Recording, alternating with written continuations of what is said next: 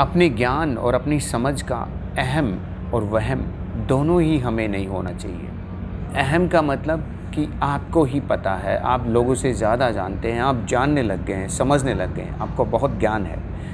इस बात का अहम हमें नहीं होना चाहिए। और दूसरा वहम कि ये सिर्फ़ आपको पता है, बाकी लोग मूर्ख हैं या उन्हें कुछ नहीं आता।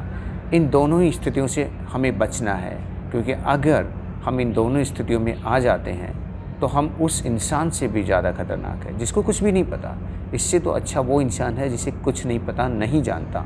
लेकिन अगर हम में ये समझ आ गई कि यही सही दिशा और दशा हो सकती है जीवन को इम्प्रूव करने के लिए, लाइफ को बेटर करने के लिए, तो उस अवस्था में हमें अपनी समझ का अहम और वहम नहीं करना है, उसको इम्प्लीमेंट करना है। क्योंकि समझ होने मात्र से जीवन में बदलाव नहीं आता। समझ को प्रैक्टिकली इम्प्लीमेंट करना होता है, उससे कुछ अनुभव मिलते हैं और उन अनुभवों से हम सीखते जाते हैं। तो इस तरह से हमें अपने जीवन को बेहतर बनाने का मौका मिलता है। और फिर इस बात से दूसरे लोगों तक कोई एक सकारात्मक संदेश पहुँचे तो बहुत अच्छी बात है। इसलिए अपनी समझ का अहम और वहम कभी ना रखें।